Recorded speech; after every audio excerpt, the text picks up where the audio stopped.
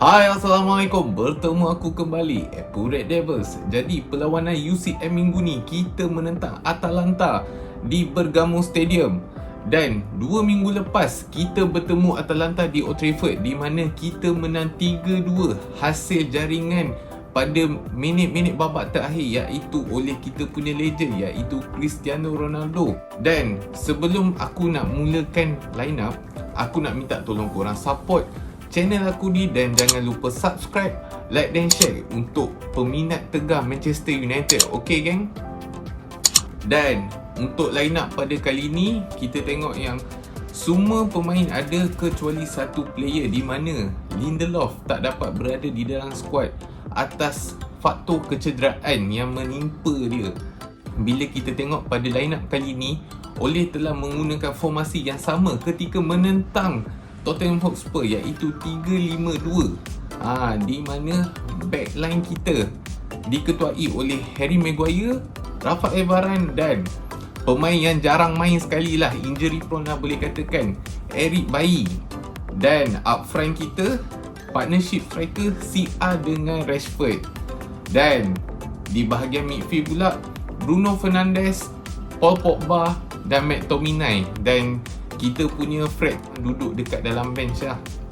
Aku boleh katakan untuk first half ni, pada minit keempat, di mana Paul Pogba pas kepada McTominay, Tominay shoot deflect, terkena pemain Atalanta tapi terkena post.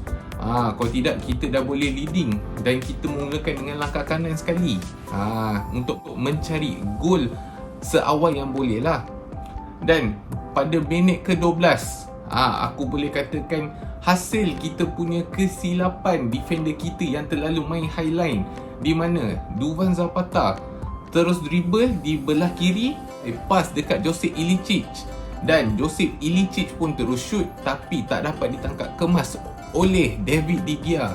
Aku rasa bola tu memang laju, kau nak tangkap pun bola tu memang kau tak boleh nak expect sama ada bola tu boleh melantun ataupun bola muntah. Si A ni, kalau dia dapat tahu yang kita ni dah kena bolos, dia takkan nak buat pressing punya. Korang sendiri boleh nampak, dia akan suruh member-member dia yang lain, lagi-lagi macam Bruno ataupun striker partnership dia akan pressing. Tak macam Cavani.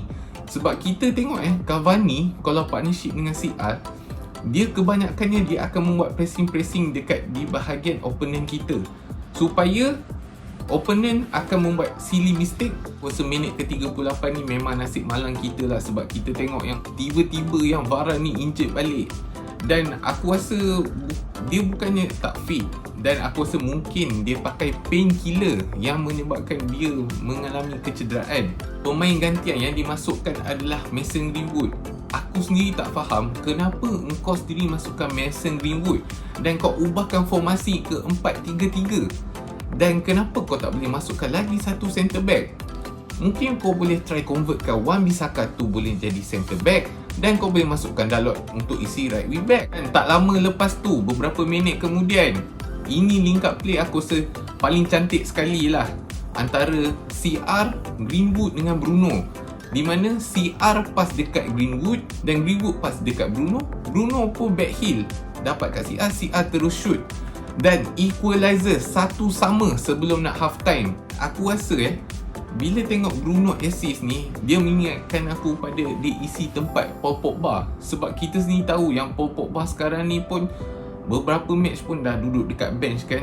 Mungkin Pogba punya role tu pindah dekat Bruno Fernandes untuk created chances ataupun bagi assist dekat player-player lain untuk score goal.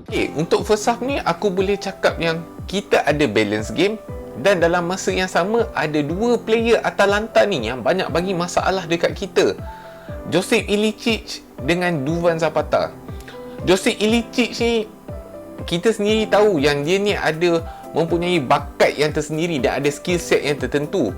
Dan untuk Duvan Zapata ni aku boleh cakap dia punya gameplay dia seakan-akan macam Lukaku, dan kadang-kadang dia banyak create chance ataupun dia try untuk hold bola tu untuk bagi dia punya teammate untuk support dia untuk menjaringkan gol. Dan aku boleh cakap yang atas kertas memang Ole menggunakan formasi 3-5-2, tapi kadang-kala korang sendiri boleh tengok Dia boleh ubah formasi, boleh jadi 3-4-1-2 ataupun 4-3-3, di mana kita boleh nampak yang kadang-kala Wan-Bissaka boleh main dekat center mid, Eric Bailly menjadi right back. Untuk second half ni aku boleh cakap mostly Atalanta possess the game, dan diorang sendiri pun banyak kali membuat attacking yang agak bahaya.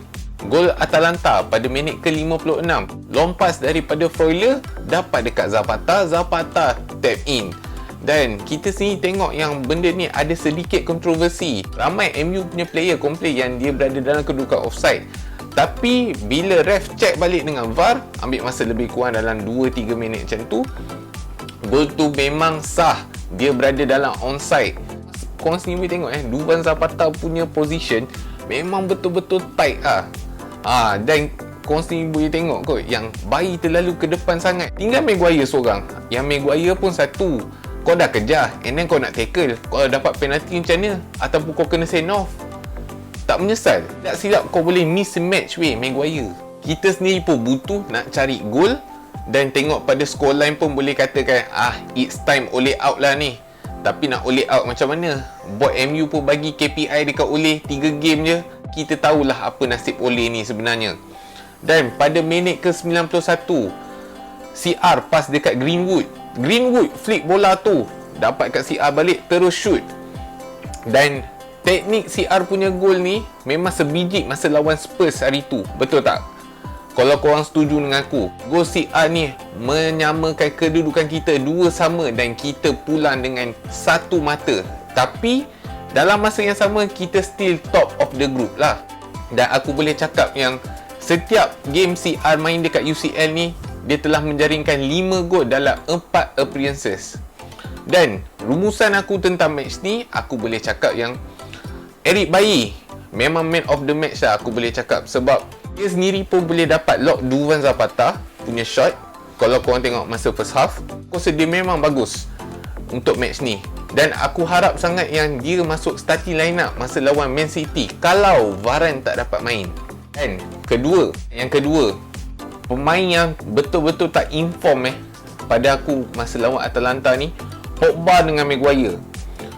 First kali aku nak sentuh Pogba pada aku match kali ni, aku rasa ini adalah performance yang paling teruk sekali aku pernah tengok.